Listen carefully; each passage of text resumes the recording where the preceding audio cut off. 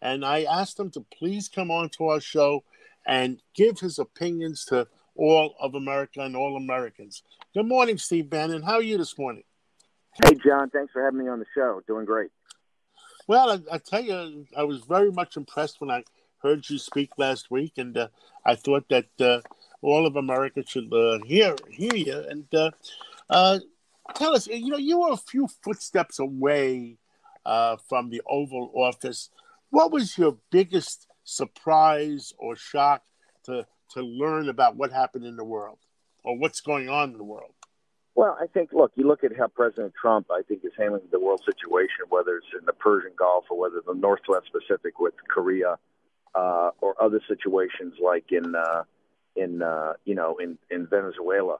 But I think that the president's doing a great job. I think the biggest surprise for everybody, particularly all the people that attacked him relentlessly in the campaign, is how judicious President Trump is in making decisions. I mean, he really goes through not just all the material, but he asks, literally hundreds of questions of his military advisors, his political advisors, his strategic advisors about, before decisions made, like keeping troops in Afghanistan or the situation in Korea or his negotiations with China, or particularly situations like Qatar, where the United Arab Emirates and Saudi Arabia have put a blockade on Qatar because of their support of the Muslim Brotherhood. Well, I'll tell you, I've known the president for 30 years or 35 years, and he does have the pulse of the situation. And my opinion is that the world leaders have much more respect for him than a lot of other presidents we've had. And he's doing a great job. That Asia trip was a phenomenal trip.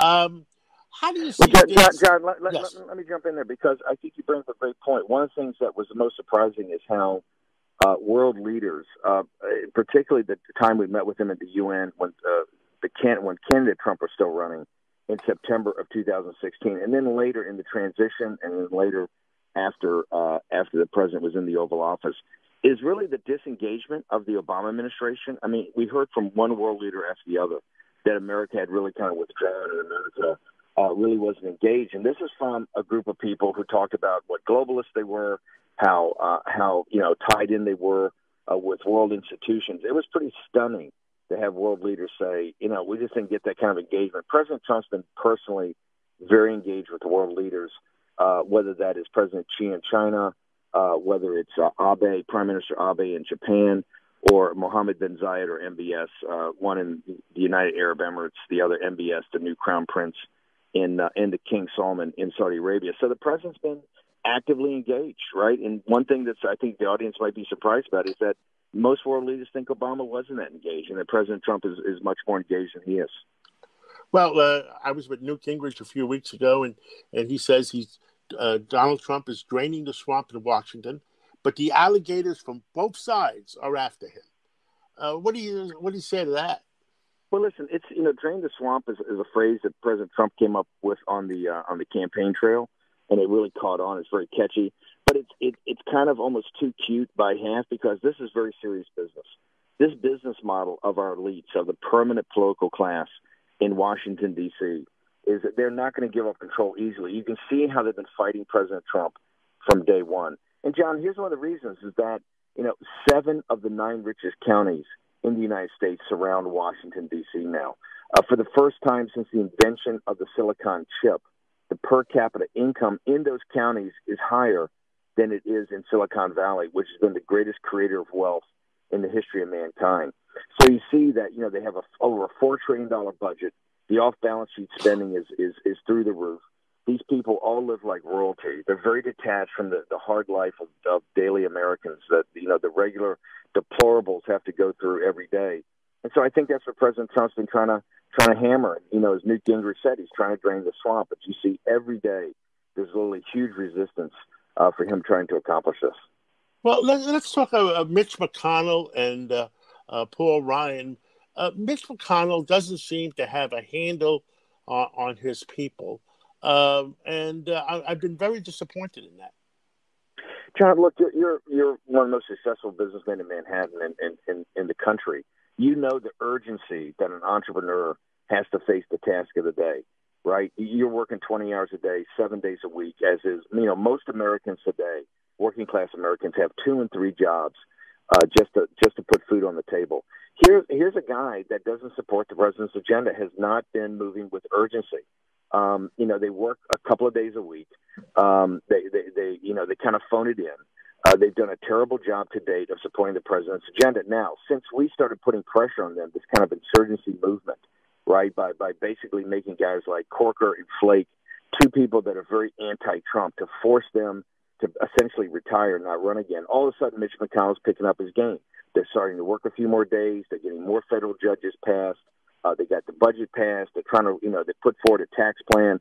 But people in the audience should understand that all came because of one thing: pressure put on them by this insurgency movement, who said that we're going to remove him as a majority leader and to defeat his incumbents. And so once they get afraid of losing their jobs, because remember, their business model is incumbent upon one thing: winning re-election.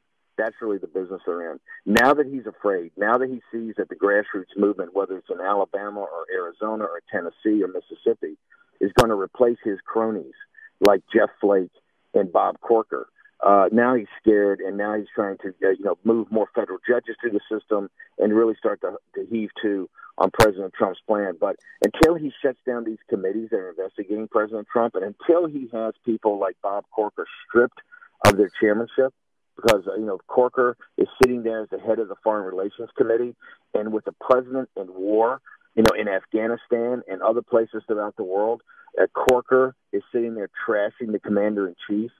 Saying he should be in an adult home, saying he's irresponsible, saying he's a guy holding hearings on whether President Trump can use nuclear weapons or not as commander-in-chief. These are outrageous things, John. This was not done to President Johnson or President Nixon during the height of the Vietnam War. And here we have Corker, who thinks he's got a free shot on goal in the president. Well, the grassroots deplorables, the forgotten men and women that really backed Donald Trump's campaign, have just said that's not acceptable. And that's why they're running out of Washington, the cronies of Mitch McConnell, and eventually they're going to run Mitch McConnell out. The big controversy last week was Judge Roy Moore out of Alabama, and these are accusations that were made 30 years ago, 40 years ago, and all of a sudden everybody's turned on him. What do you think about that? Well, I think the people that didn't turn are the people in Alabama. The the GOP of Alabama said they wouldn't abandon him. The governor said that the election is going to go on time. And I think President Trump summed it up best. Let the people in Alabama weigh and measure these allegations versus a radical like Doug Jones, who's a radical abortionist, who is a radical about gun rights. Let people win. The folks in Alabama have to do the voting. And I think the governor said it best, and I think the president said it best. Let the folks in Alabama decide. Sean Hannity said the same thing the other day. So I think you've got a lot of people saying, hey, this is for the folks in Alabama who really know what's going on down there. They know Judge Moore. They look at these allegations, and then, quite frankly, they see Doug Jones. And Jones, you've got to remember, is a radical. He's a radical about abortion rights, and he's a radical about gun rights. And I think people in Alabama will decide that on December 12th. I agree with you 110%. I mean, let the people of Alabama decide, not the professionals in Washington who, they're just blowing their own horn. I mean, I saw that happen with our senator in New York, all of a sudden criticizing Bill Clinton for 20 years ago. I mean, that's a stunning revelation, because I think it's showing you, we've had this civil war inside the Republican Party for a number of years. It's kind of coming to a head in a large extent because, you remember, in the primary season of 2016, I think it was 85% of the vote went to either Donald Trump, Ted Cruz, or Dr. Ben Carson, basically outsider candidates, right, grassroots candidates. And so basically the establishment has about 15 to 17% of the total vote in the Republican Party, and the grassroots has about 80 to 85%. This civil war is just starting, John, in the Democratic Party.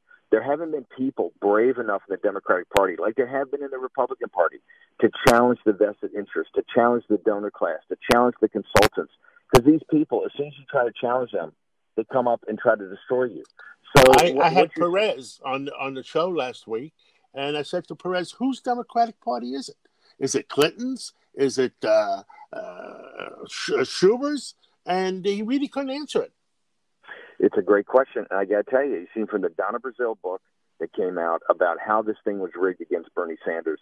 But then Kristen Gillibrand's comment about Bill Clinton, I think, is an earthquake in the Democratic Party, because the Wall Street Clinton junta that controls the Democratic Party has really been bulletproof.